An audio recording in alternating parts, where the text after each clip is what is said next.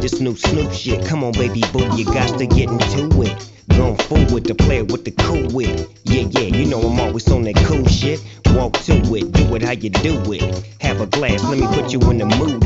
Little cutie, looking like a student. Long hair with your big fat booty. Back in the days, you was the girl I went to school with. Had to tell your mom or sister to cool it. The girl wanna do it, I just might do it. Hit her off with some pimp fluid. Mommy, don't worry, I won't abuse it. Hurry up and finish so you can watch Clueless. I laugh at these niggas when they ask who do this, but everybody know who girl that you is. Beautiful.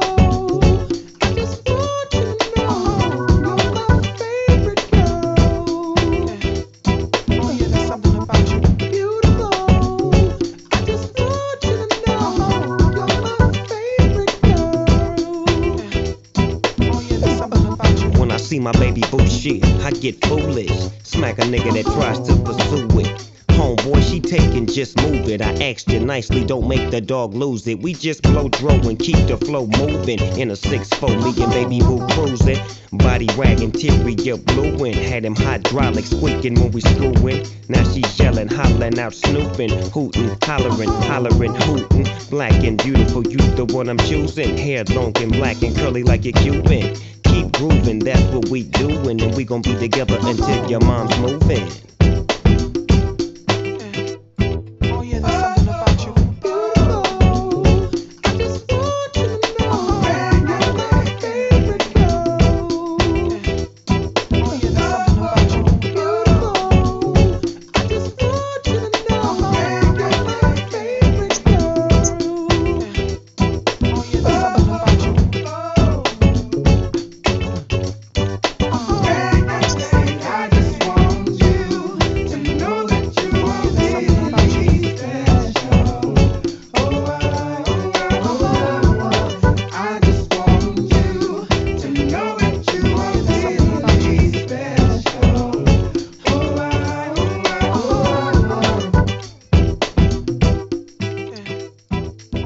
Welcome back to another motherfucking episode of the Black Girl Overthinking podcast. And this is the season finale. I am your host and your homegirl and your little therapist, because y'all need me here and there. And your favorite ranter and overthinker, the one and only Areiyami. And baby, this season has been full of revelations, rants, healing, whole phases, and soft life moments.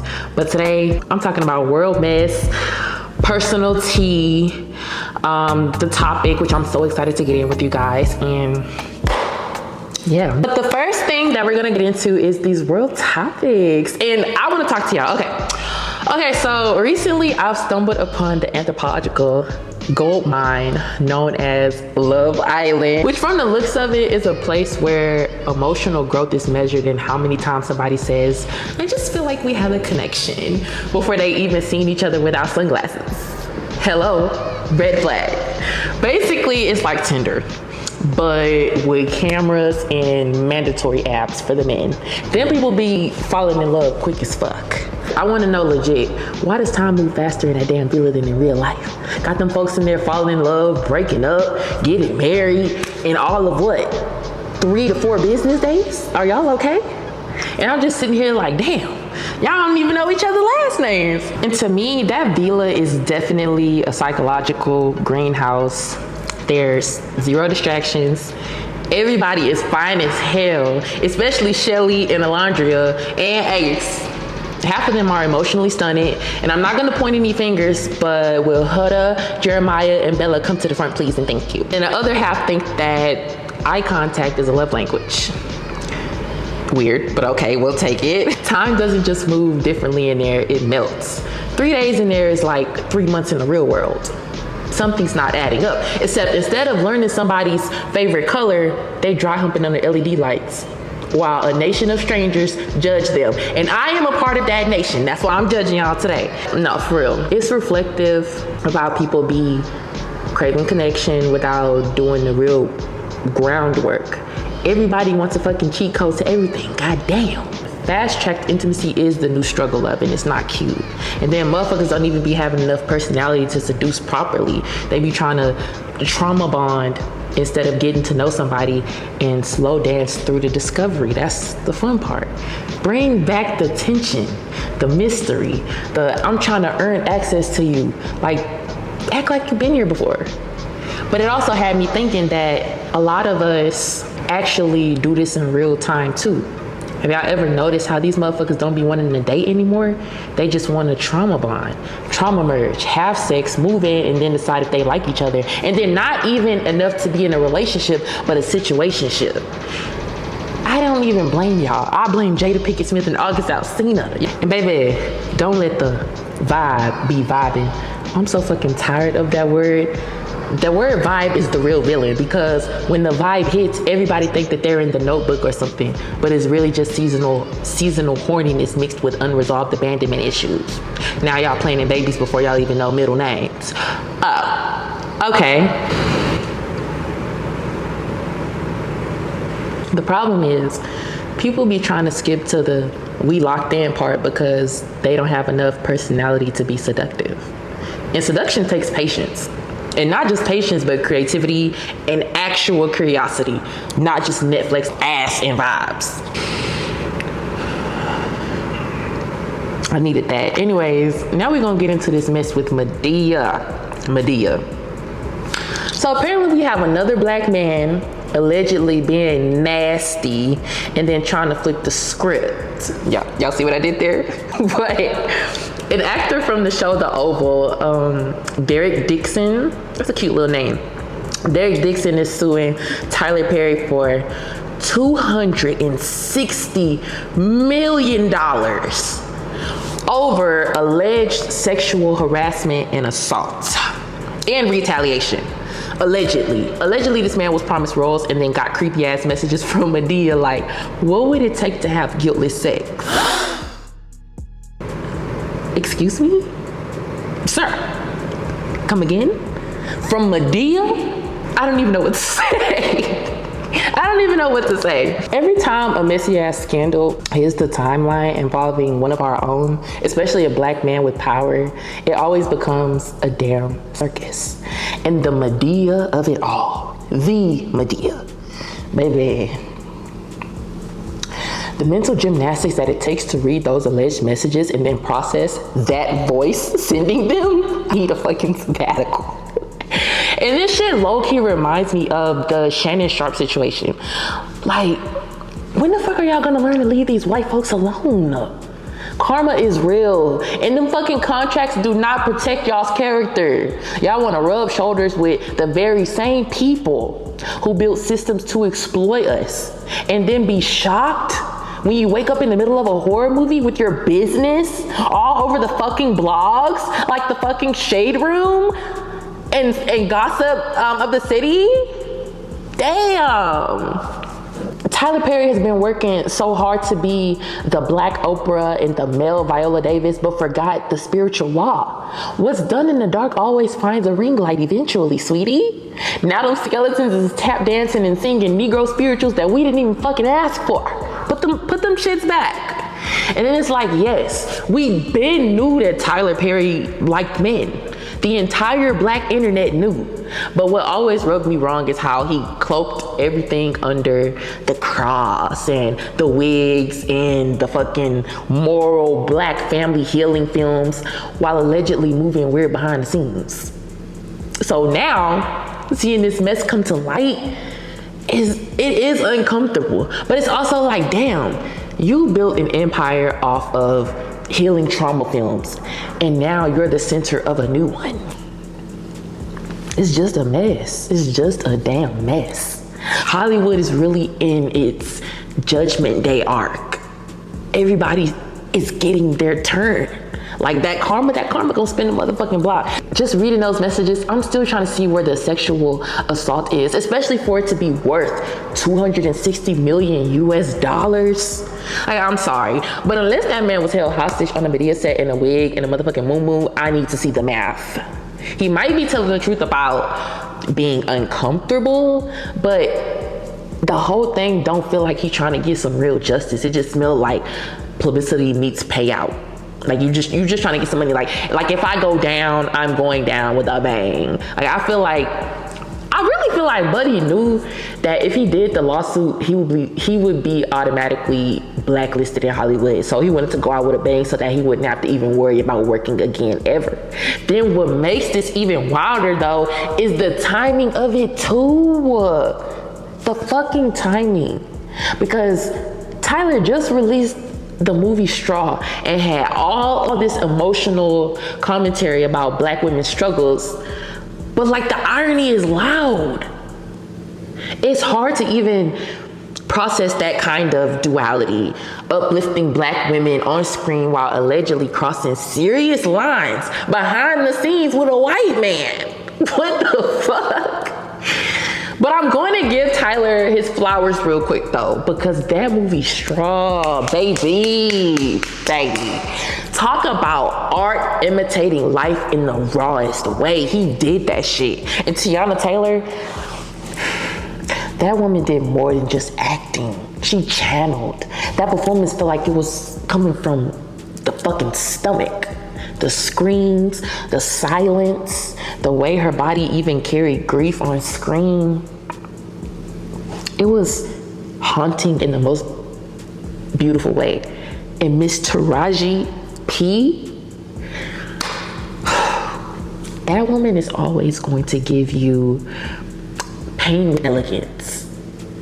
But those two together, that's absolutely the fuck legendary. I don't give a fuck about what no Rotten Tomatoes said. They can choke because me in the streets felt it. That movie was for us. That was for black women. And we're all very familiar with Tyler's usual formula when it comes to making movies.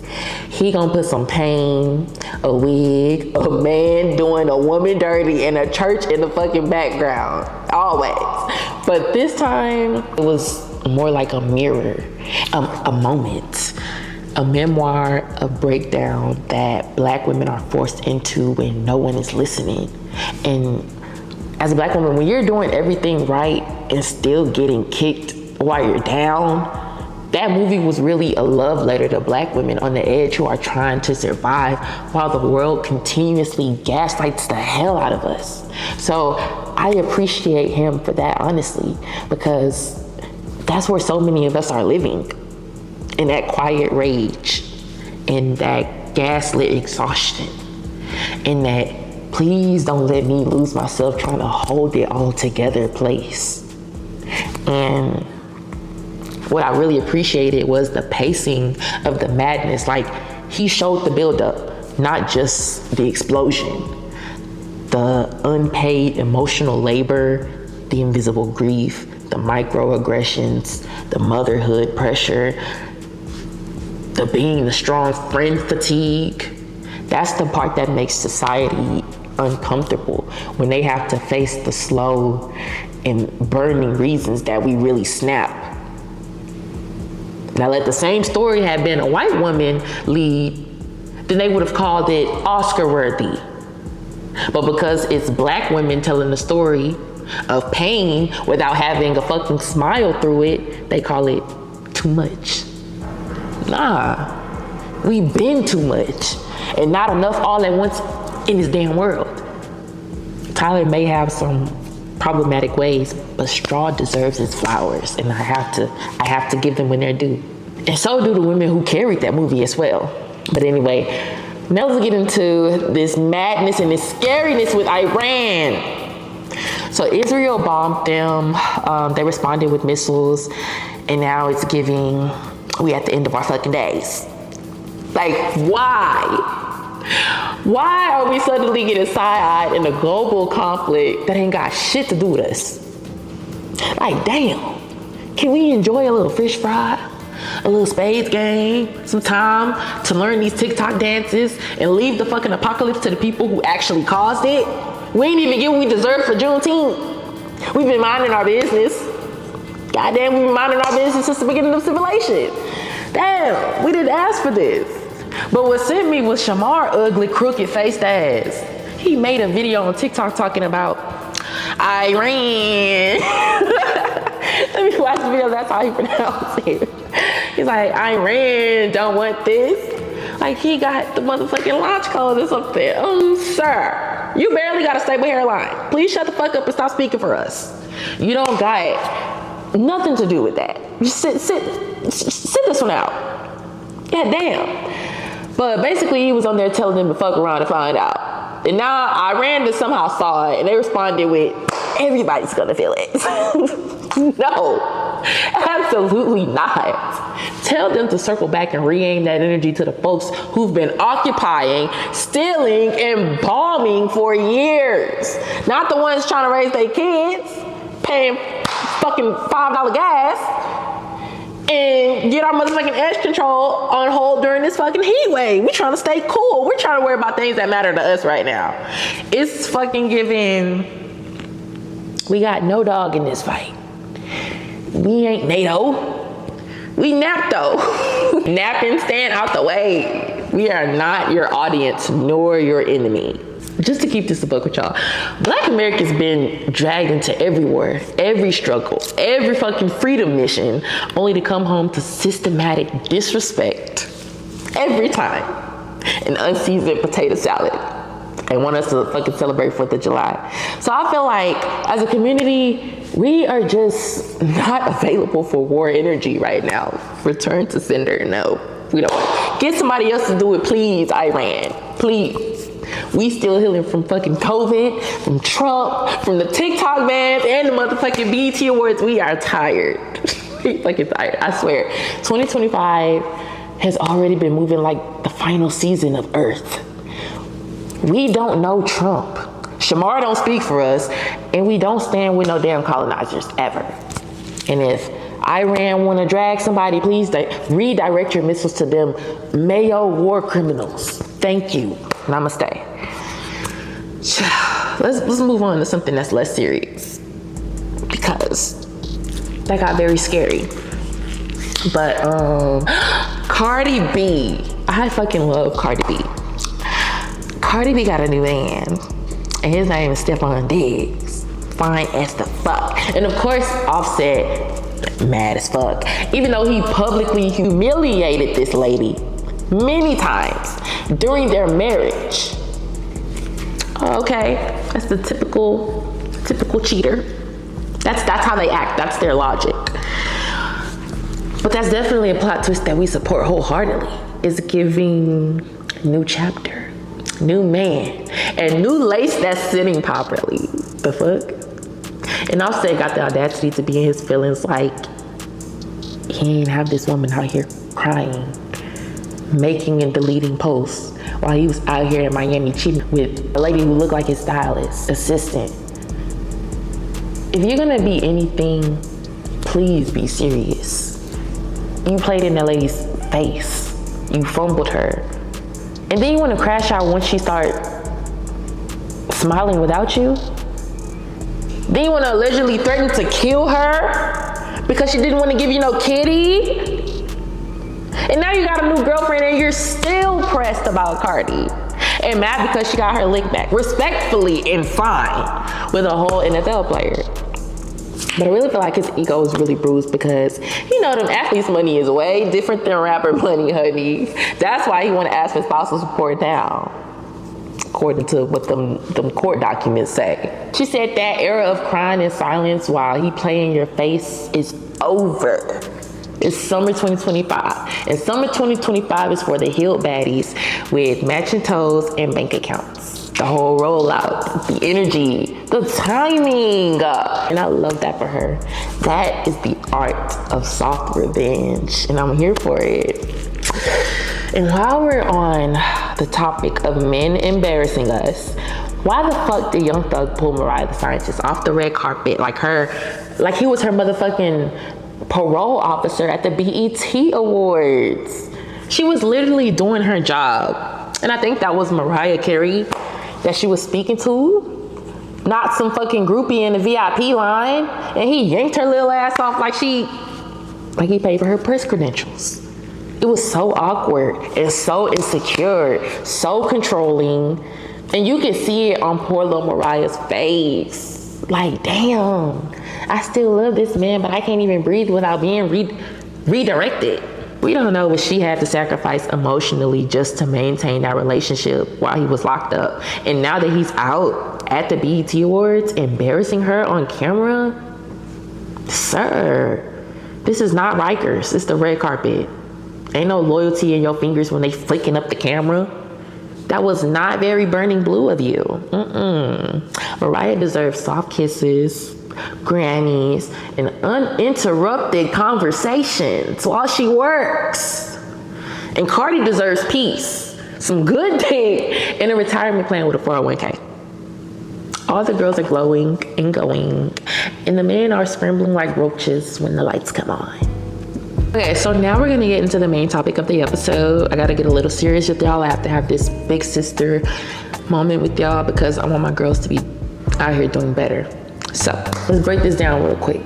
When a man knows that you're the package, not just the little Amazon Prime side chick, but the real box with all the emotional depth, the softness, the elevation, and then God sent glow, he will still find a way to play with the bubble wrap.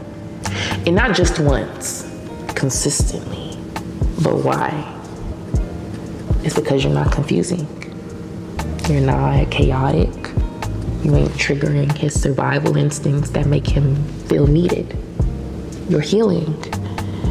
And that type of love doesn't shock his nervous system the way that dysfunction does. And it has nothing to do with you. And that's why these men be running back to familiar wounds dressed as women they can control. It ain't that you're not enough. It's that peace requires growth. And growth requires accountability. But you know what's easier than growth? Running in circles with people who enable your brokenness. That man fumbled you, not because you were too much, but because you were the first woman who didn't confuse his chaos for the chemistry. You saw the wound, not the mask. You saw the pattern, not the potential. And that made him scared. Because you're not playing pretend. And let's be honest, some of these men love the idea of a healed woman until they realize she doesn't need to be fixed, just loved properly. And that requires work, but not just work, vulnerability, showing up consistently even when it's inconvenient. You are the mirror, and mirrors don't lie, even when they're gentle. So yeah, he knew exactly what he had. He just wasn't built to handle it without self-sabotage. And that's not your cross to carry. So for all the girls watching or listening to this, please remember, if you don't take anything from this episode, that you are not too much. And that person was just too broken. And peace does not chase confusion. Let him go chase the storm if that's where his comfort is. You are the sunset, the afterglow, the moment. And he's gonna miss that when he finally realizes that peace was a person. Believe me, they always come to that realization. And let's also talk about obsession versus safety. For one, you don't obsess over safety. You relax in it. You bloom in it. You excel in it. But the ones who keep you guessing, child, that's the anxiety attachment playground. You are not in love. You're in survival mode, dressed up in butterflies. That obsession loop, it's the unfinished sentence. It's the breadcrumb trail. It's the maybe. If I just say the right thing, do the right thing, prove I'm worthy, they'll finally choose me. Energy. The trap is thinking closure will come from clarity. And sometimes the only clarity you get is that man was not capable of loving you the way that you deserved. And it's not always gonna be dressed up and fancy to yours. It's gonna be raw, straight to the point. You're chasing answers when his energy already told you everything you need to know. You're spiraling, trying to fix it, because that's what we do as women. We try to fix things when he broke it on purpose to maintain the power. The confusion is the control. And we have to be real. Obsession does not feel like love. It feels like withdrawal. Like you're addicted to potential and starving from the lack. You replay conversations, decode in silence, and romanticize the crumbs because your nervous system got rewired to think predictability equals boring and chaos equals passion. Chaos does not equal passion, but peace. Baby, peace be quiet. Peace doesn't chase. Peace doesn't give you 3 a.m. spirals or what are we combos for 6 months. The fuck? Peace be like, I want you. I'm here. And I said what I said. So if you're ever unsure, then ask yourself, does this connection make me feel obsessed or safe? Because the one who truly sees you, you won't have to solve them to stop the pain. They won't be the pain in the first place. I'm sorry, I'm not trying to be aggressive with y'all. It's just, I learned from experience and I don't want y'all to go through it, so just listen to me. Take my word on it the first time. Anyway, let's get into my current tea and a little life update. I just got back from a beautiful ass San Diego trip with Lexi and Merve. I love them so much. And when I say soul nourishing, y'all, we laughed, we vibed, we shared, and we healed. Like we were just vulnerable with each other. And it's just something so sacred about being around friends who see the real you, who don't drain you or shrink you, but they pour into you and reflect your light back. The laughter heals you. The conversations cleanse you.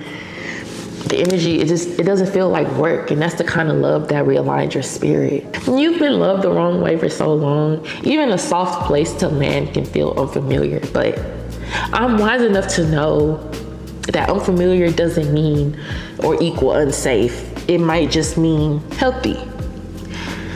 And hell yes, it is so fucking scary sometimes when somebody sees you clearly without you having to over-explain your softness or your moods or your magic. And when they don't make you beg for basic decency or guilt you for needing clarity.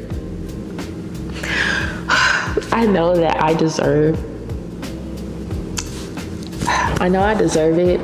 So occasionally I have to reaffirm that over myself. That's the real work. Because even when you find better, you gotta let yourself still receive it or be open to receiving it. So I gotta tell the old versions of me who normalized the craziness, it's safe to put the sword down now. We are not at war anymore. I deserve ease. I deserve love. And I deserve love that shows up on its own, not because I cried for it. I deserve conversations that don't leave me overthinking. I deserve a connection that doesn't drain me, just makes me feel worthy.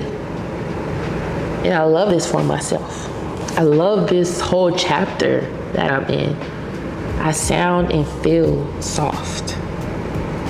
I'm glowing, I'm centered, and I'm still learning, and I'm still cautious, but I'm open, and that's power. I'm not speaking on too much. I'm protecting it.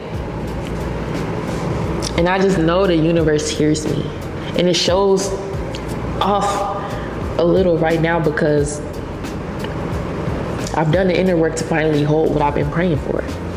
Now we're gonna get into my favorite part of the show. Am I overthinking or what? Where y'all send me in y'all's questions and I answer them, giving y'all advice on what you should do or shouldn't do. Okay, first question comes from Anonymous. She said, so as a prank, I started texting my best friend on one of those text numbers, pretending to be this dude she was in love with, but had did her dirty. And this girl is so excited that now I feel guilty. As you should, fucking weirdo. Should I tell her or just stop texting and pretend it never happened? What the fuck made you think it was a good ass prank? What made you think that was a good prank to do? That's not even a joke. That's fucking spiritual and emotional manipulation. Especially if she's still grieving that situation shit. You can't play with people's healing or their feelings. You owe her the truth and a real apology. Because what part of let me impersonate the man who traumatized you for giggles ever sounded funny? That's not harmless. That's spiritual malpractice, girl. Your best friend was probably doing her fucking best trying to figure that shit out. And you over here acting like Casper in her text messages. That's some weirdo ass shit. I'm sorry. I don't like that at all because that's giving, I don't take your heartbreak seriously. I want attention more than I want accountability. I've never read The Room a day in my life. Like, what the fuck made you think that was okay for real, girl? I'm sorry, like, I'm not trying to be like too rude, but I gotta be honest with you. And you feel guilty now? Wow. When sis is grinning at her phone like maybe healing did bring him back. That's so fucked up. That's not even just wrong, bro. That's sinister. You out of line as fuck for that. You need to tell her. You need to tell her, but not no, LOL, it was a joke. Like, you need to come correct with a humble apology for real and some emotional reparations because you're gonna need them. That was so fucked up. Oh my gosh. That's not even about just being messy. Like, you violated trust in the most vulnerable place possible. That's just so fucked up. And I really feel for your friend because when your friend find out, it's gonna hurt her twice. One, because her healing was mocked. Two, her friend was the one behind it. Like, that is just so, girl, that's so fucked up. You broke girl code. You broke girl code, bro. If you really care about her at all, then you're gonna tell her the truth. And just hold space for her reaction, because it's gonna be big or it might be nothing at all. But never play with people's pain again. This generation be mistaken manipulation for mischief, and it's not cute. Hang it up. The next question. This comes from Tammy. My baby daddy called me yesterday to vent about his daughter being taken from his baby mama's custody and that he wants help trying to get himself together, so he's granted custody. He wants me to help him, but this is the same baby he had on me the year we got married. The same guy who walked out and left me with three sons to raise on my own. I don't want nor care to help. Am I wrong? Let me double read this just to make sure that I read this correctly. Please hold. Maybe Daddy called me yesterday.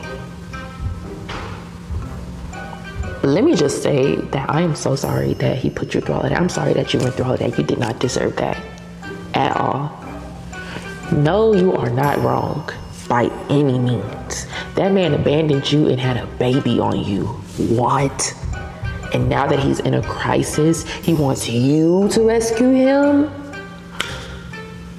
Girl, we don't hand out lifeboats to people who throw us overboard. Let his ass figure that shit the fuck out the same way that you had to. No. Third questions. I'm being generous with y'all today in this episode. I'm giving y'all, I'm answering 4 people's questions. Anyway, this one comes from Kayla.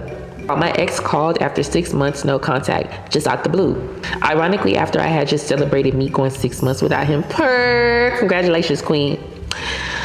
He hasn't texted though, but I just want to know why he called. Should I text and ask why? Ooh, girl, I feel your nerves in this message. Help me. I am religious, so I don't doubt for 1 second it's a test from God. I'm really just so shook. Lunchtime yesterday, I celebrated the 6 months, but by 11:30 last night, he had called me. I was singing It's the Climb by Miley and so happy I had made it out. I'm sorry, but that is a spiritual test. The timing was not a coincidence. The enemy always shows up when you're celebrating your breakthroughs, girl. Trust me, I know it. Do not reopen doors just because they knocked. Let that motherfucker knock. Let him knock forever. Keep climbing. No. Do not text him. Not even a motherfucking what you doing. Not even a did you mean to call me? Not even a pigeon with a scroll, bitch. No. Don't do it. Don't do it. Because 9 times out of 10, he did not reach out to rebuild with you. He reached out to reopen up the motherfucking wounds. And this next cut is gonna hurt way deeper than the first one. He didn't text. He just dangled curiosity in front of you. That wasn't no invitation. That was a trap door with your name on it and a void behind it. Wait, then you said you're religious. You need to trust what you already know then. Not every door that creaks is meant to be reopened. Some need to stay nailed shut with a psalm and some holy oil. You don't need answers. You need discipline.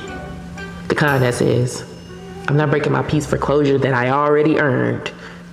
You earned that. You owe that to yourself. You made it 6 months without contact. And the enemy wants to shake the foundation just to prove that you're still accessible. So don't give him the satisfaction. Let him wonder. Because it's going to be on his mind. Heavy, heavy, heavy, heavy. He's going to think about it way more than you do. And also, the fact that you're shook but also low-key tempted is so relatable. So relatable. Because our brains, especially mine, will be like, maybe he felt my energy. Maybe he changed. Maybe this is divine timing. But nah, babe. It's divine protection with a glitch in the system. Delete that notification and keep it pushing. Shit. It's from Big Baby K. So I'm getting my first apartment next month, but my boyfriend and I are moving in together. We did agree to go 50-50, although he's trying to take responsibility of every bill by himself, but I won't let him. I need advice because we do be bumping heads a lot, but I be thinking about having my first house experience by myself, as you should. Listen to your group and listen to that voice. Your higher self know, but listen to that or read by myself sometimes because I graduate next Sunday and I'm just ready to get the fuck. Let me tell you something. Hell no. Hell motherfucking no. No. And girl, no shade, but moving in with your man as your first apartment is asking for lessons in heartbreak. Don't fucking do it. Don't do it. There's not gonna be any growth. You need to live alone at least once. Especially if it's your first apartment, you deserve to have that experience by yourself so you can learn about yourself and decorate how you want. Be messy, be sacred, be vulnerable, be sad, be angry, be happy, be joyous. Have space to evolve. Love can still exist without cohabitation. I believe in that 100%. Now, before we close this out, I just want to say thank you to every single person who listened this season, who shared an episode, who cried, who healed, who texted their ex not to respond. The ones who stayed with me as I stayed with myself. I love y'all deep. And this podcast is more than just me talking. It's a mirror for us. And I'm so proud. Anyway, I'm gonna give you guys an affirmation. This man. Okay, I'm gonna give you guys your affirmation. I'm not hard to love. I was just loving people who couldn't see me. My softness is sacred. My power is divine. And I attract people who come correct and love loud. My life gets sweeter by the week. And I deserve all of it. And now I'm gonna give you guys a challenge of the week. yeah, you thought you was gonna be, you thought that damn, what the fuck is the word I'm looking for? You thought that you was gonna be exempt because this is the season finale? No ma'am. Y'all's challenge of the week is remove one thing or person from your life this week that makes you feel small. And I don't care if it's a man, a friend, or your job title. Make space for bigger blessings and have faith. We've come so far, y'all. We have come so far. And I was just talking to Keith about this. I feel like the podcast has come so far, and I feel like me as a person have come so far, and the people around me. If you made it all the way to the end of this episode, I just want to say thank you from the bottom of my heart. Like, for real. From the deepest, softest, most overthinking part of my heart. Season 4 has been wild. And not just on the mic, but in real life too. I've cried, I've ranted, I've healed in real time, and so many of y'all held space for me while I did that. And whether you listened while doing your makeup, stuck in traffic, cleaning up your room, or crying in your car, this space became a little softer because of y'all's presence, and I appreciate that so much. You don't know how much it means to know that my voice and my thoughts, my little spiral sessions, could sit beside you and make you feel less alone. This podcast has always been more than content for me. It's been a journal, a sanctuary, a mirror, a diary. And some episodes were prayers that I didn't even realize I was saying out loud. So to every listener who sent in a question or reposted a clip or told a friend to tune in or hit me with the girl, that episode had me crying or frustrated or healing or laughing all at once. I love y'all bad. Y'all are my people. You really are. And don't worry, because if y'all anything like me, I know y'all probably sitting in y'all seats overthinking it and probably thinking, oh my gosh, is she saying like goodbye? Like, is this the last episode forever? Like, what the fuck is going on? No, this ain't no motherfucking goodbye. You can't get rid of me, bitch. It's just me closing the chapter on season 4. So I take the time to put back into myself, into my creativity, into my son, into my life, into mass promo mode so that this podcast can reach even more of the right souls and we can keep growing. Season 5 will be back in March. And baby, it's gonna be worth the wait. Season 5 is where I will be taking on guests on the show. I'm so excited. Yeah, bigger guests, deeper conversations, sharper reads, more healing, more of everything that makes Black Girl Overthinking what it is. But until then, remember this. You don't gotta have it all figured out. You just gotta stay soft enough to feel, wise enough to reflect, and brave enough to keep choosing yourself even when it's hard. Let people go if they don't know what to do with somebody like you. Love louder, forgive slower, and stay grounded in the truth that you are the blessing. Keep sending your questions. Keep overthinking with a purpose. And above all, baby, don't let this world make you numb. Be the woman or person that you prayed to become. I love you. And I'm rooting for you. All of you. Everybody that's Black. We'll be back next spring. Bigger, louder, realer, and sexier. Because I'm always getting prettier and finer. But, yeah. Keep overthinking, keep healing, and keep being that bitch. I love you. Bad. For real. Peace out.